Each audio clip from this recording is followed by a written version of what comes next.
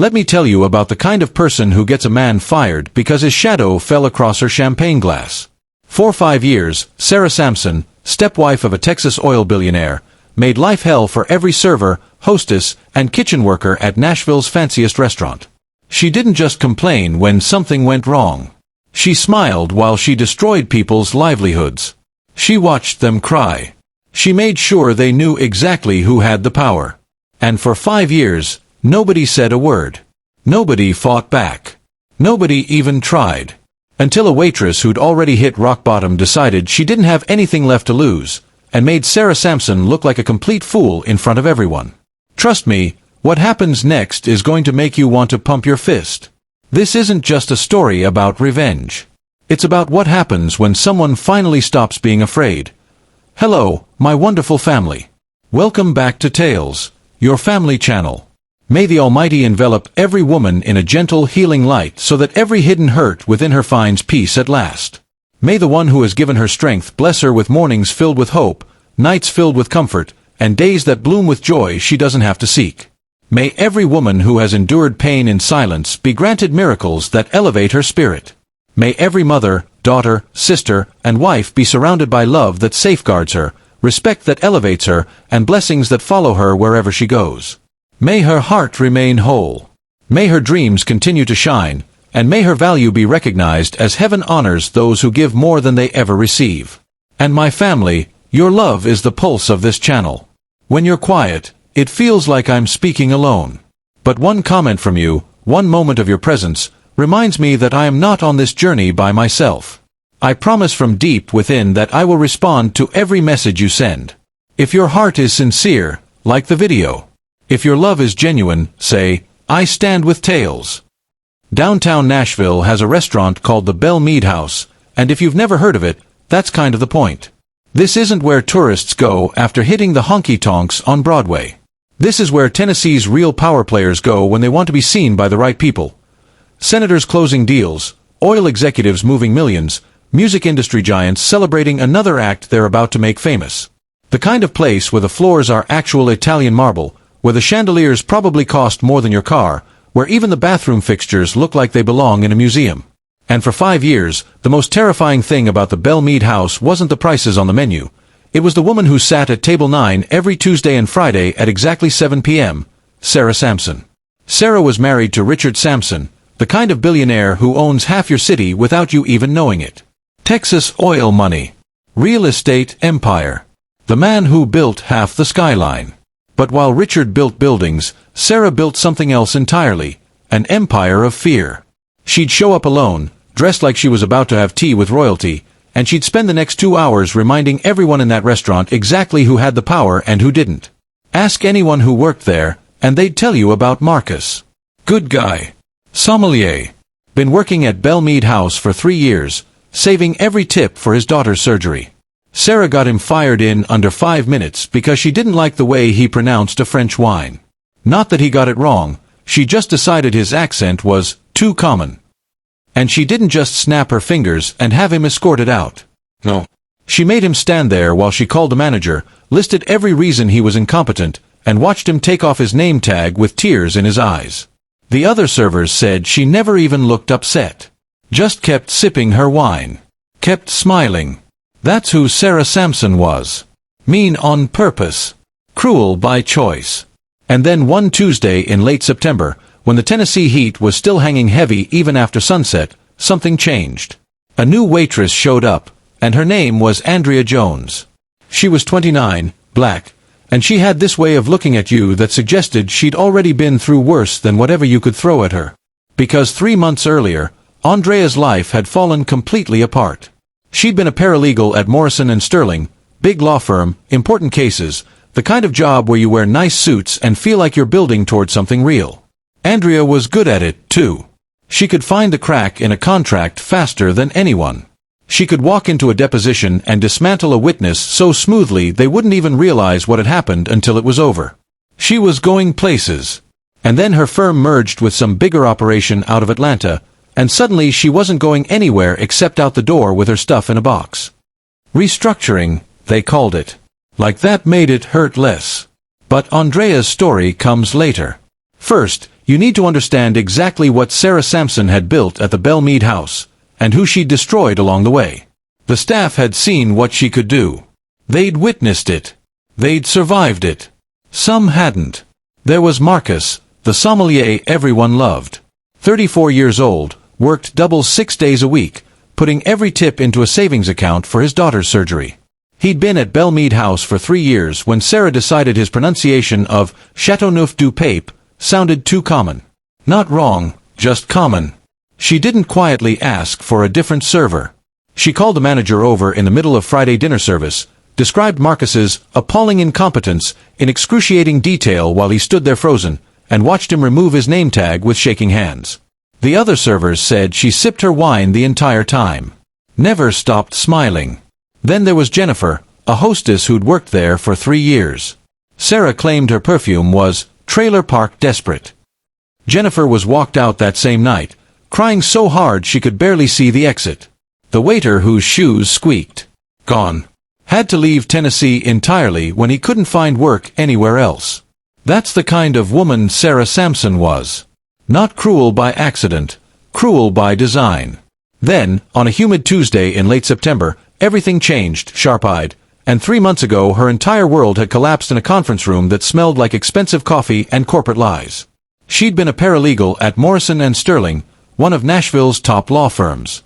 The kind of place where cases made headlines and careers were built on precision. Andrea had been good at it, brilliant at research, fearless in depositions, the kind of woman who could spot a lie from across a courtroom and dismantle a witness's testimony with 3 perfectly placed questions. She'd spent 5 years building toward something real, something that mattered. Then the merger happened. Restructuring, they called it. Her career ended in a 15-minute meeting and a banker's box carried to her car in the parking garage. She'd felt like she'd lost everything. Her identity. Her future. Her sense of who she was supposed to be. So there she was, adjusting the collar of a waitress uniform that felt like a costume, learning to balance 3 plates on one arm, feeling like she'd fallen from the sky into someone else's life. Her first day at the Bellmead house, she watched everything. The dynamics between staff, the subtle fear that rippled through the room when certain names were mentioned, the way experienced servers moved like soldiers in enemy territory. She needed this job desperately. But Andrea Jones had never been good at playing small. On her first day, an older server named Dale pulled Andrea aside in the narrow hallway between the kitchen and the dining room. His hands shook slightly when he pointed. 20 years at the Bellmead house had left marks you could see if you looked close enough. "See that corner booth?" he whispered, nodding toward the windows overlooking Broadway. "Table 9. That's where she sits. Sarah Samson. Stepwife of Richard Samson, you know, the oil guy who owns half of downtown." Andrea nodded. Everyone in Nashville knew the name. "Every Tuesday and Friday," Dale continued, his voice dropping even lower. "Like clockwork. 7 p.m. sharp." He looked at Andrea with something close to pity. "One mistake, just one tiny thing wrong, and she'll end you. Not just fired, blacklisted. She'll call every restaurant owner she knows, and trust me, she knows all of them. You'll be serving truck stop coffee in Kentucky before the week's out." His eyes went distant, remembering. Last year, she got a waiter fired because his shoes squeaked. Said it ruined her dining experience. Kid had to leave Tennessee entirely. Andrea listened, processed, didn't show fear. But inside, her legal mind was cataloging evidence. Systematic abuse of power, pattern of behavior, witnesses. That Friday, she watched Sarah Samson arrive for the first time. She moved like Southern royalty, all grace and steel. Her dress probably cost more than Andrea's entire year of college tuition. Diamonds at her throat caught the light like shards of ice. But it was her eyes that Andrea noticed most. Cold. Calculating. Predatory. The eyes of a woman who fed on fear. 2 weeks passed. Andrea learned the rhythm of the restaurant, the precise choreography of service, the unspoken hierarchy among staff, the way the kitchen moved like a machine. And she watched Sarah Samson from a distance, studying her patterns the way she used to study hostile witnesses. Then Friday arrived, and the regular server for Table 9 called in sick. Manager Mr. Holloway, a nervous man who seemed perpetually one complaint away from a heart attack, stood in the staff room looking around like a general choosing a sacrifice. His eyes swept past Dale, past the younger servers, and landed on Andrea Jones. His voice was tight. "You're on table 9 tonight." The sharp intake of breath from the other servers was audible. Dale closed his eyes like he was attending a funeral. Some servers looked away, unable to watch what they assumed would be Andrea's professional execution. Andrea met Mr. Holloway's gaze. "Yes, sir." No panic. No pleading. No bargaining for a different assignment. The simplicity of her response seemed to surprise everyone. She spent the next hour preparing like she was going into court. She memorized Sarah's file with the same intensity she'd once used for legal briefs. Sparkling water, room temperature, exactly 2 lemon wedges, not lime. Bread basket with only cornbread and butter rolls, no sourdough. She knew every detail had to be perfect, or it would become a weapon. She'd faced hostile witnesses before. Aggressive opposing counsel. How different could this be? She steeled herself, checked her uniform one last time, and stepped onto the floor. Because in a way, she was 7:00 p.m. Sarah Samson arrived right on schedule, sweeping through the entrance like she owned not just the restaurant but the entire block. Andrea approached table 9, professional and composed. "Good evening, Mrs. Samson. My name is Andrea, and I'll be taking care of you tonight." Sarah's cold eyes swept over her, assessing, dismissing, cataloging. She didn't acknowledge the greeting at all. Sparkling water. Room temperature. 2 lemons. The words were clipped, curt. She was already looking at her menu like Andrea had ceased to exist. Andrea didn't flinch at the rudeness. She executed everything perfectly. The water was presented correctly, condensation-free glass, lemon wedges positioned at precise angles. The bread basket contained exactly what Sarah expected, cornbread and butter rolls, still warm, arranged just so. The she-crab soup arrived steaming, positioned perfectly to the left of Sarah's setting.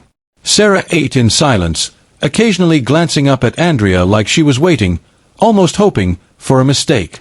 Andrea noticed it immediately. Sarah seemed disappointed that everything was perfect. This was someone who wanted to find fault. "The Belle Meade signature," Sarah said flatly. "Medium rare." Andrea relayed the order with precision. In the kitchen, the chef personally inspected the steak, his hands steadier than his voice. "This is perfect," he said nervously. "Don't let that woman destroy it." When Andrea placed it in front of her 12 minutes later, it was perfect. The chef had personally inspected it. Medium rare, just as Sarah had specified. Andrea knew what was coming next. Sarah stared at the steak for a long moment. Then she cut into it with her knife, deliberately, slowly, like a surgeon making an incision. She took one bite. Chewed thoughtfully. Then she set down her fork with a sharp click that somehow carried across the entire dining room. Nearby diners looked up. The sound was a signal, a bell announcing the show was about to start. "Is your chef having a personal crisis tonight?" Her voice carried to the nearby tables, perfectly projected. Andrea felt every eye in the restaurant turn toward them. The room went quiet. Conversations stopped mid-sentence. Other diners sensed what was happening, the entertainment they'd heard about. "Not at all, Mrs. Samson. Is something wrong with your steak?" Sarah pushed the plate away like it was garbage. "It's overcooked. Completely overcooked. I asked for medium rare. This is medium well." She paused, letting the accusation hang in the air. "Do you understand the difference, or is that beyond your training?" The pause before training was deliberate. Poisonous. It implied Andrea was uneducated, incompetent, beneath her. Dale and the other servers froze in horror. They'd seen this before. This was the moment victims usually broke, apologized, scrambled, begged. Andrea looked at the steak. The pink center was clearly visible where Sarah had cut it. She looked at Sarah, then back at the steak. And then she did something no one at the Belle Meade house had ever done. She smiled. Andrea's smile wasn't nervous. Wasn't apologetic. It was confident. "Mrs. Samson," she said, her voice perfectly pleasant, perfectly professional, "I can absolutely see your concern. That steak does look very pink in the middle." Sarah's expression shifted toward satisfaction. which is exactly what medium rare means. The shift in the room was palpable. Andrea gestured to the plate, explaining like a patient teacher. See? The pink center here? That's perfect medium rare. She paused. Now, medium well would be mostly brown throughout with just a hint of pink. The logic was unassailable. The tone was respectful. But the implication was crystal clear. Would you like me to bring you a reference chart? Andrea, let that sink in for just a second. Or would you prefer I have the chef cook you a new steak to actual medium well so you can compare? The restaurant went completely silent. Nearby diners were watching openly now, not even pretending to look at their own meals. Sarah's face went through several colors: surprise, fury, realization. She'd been caught in a lie, and everyone knew it. I know what medium rare is, Sarah hissed, her voice tight. Andrea's smile never wavered. Oh good. Then we agree the steak is perfect. Beat of silence. Enjoy your meal, Mrs. Samson. Andrea turned and walked away, her steps calm and measured. Behind her, the whispers began. The whispers erupted throughout the restaurant like wildfire. Nearby diners were hiding smiles behind their napkins, exchanging glances that said, did that really just happen? One older gentleman at the next table actually laughed, quickly stifled, but loud enough to be heard. A woman in pearls leaned toward her companion. Did you see that? Sarah sat frozen, her face burning red. For the first time in 5 years, she'd been made to look ridiculous. Her power, built entirely on fear and intimidation, had been deflated by simple, calm logic. She couldn't argue without making herself look worse. She finished her meal in tense silence, then left quickly without ordering dessert. No eye contact with anyone. No final cutting remarks. Just a hurried exit that felt like retreat. Dale found Andrea in the kitchen 30 seconds after she walked away. His eyes were wide, almost fearful. You just, he stammered. Other servers gathered around, shocked, awed. You made her look. Dale couldn't finish. Ridiculous.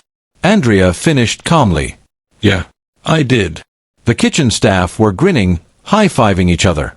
The chef grabbed Andrea's shoulders. That steak was perfect. Perfect. I knew it. Mr. Holloway appeared, looking pale but not angry. Ms. Jones. I don't know what just happened, but good work tonight. Andrea nodded. 3 months ago, she'd lost everything. Her career, her identity, her sense of who she was supposed to be. But that meant she had nothing left to fear. Because here's what Andrea understood that no one else had figured out. Bullies only have power when you're afraid.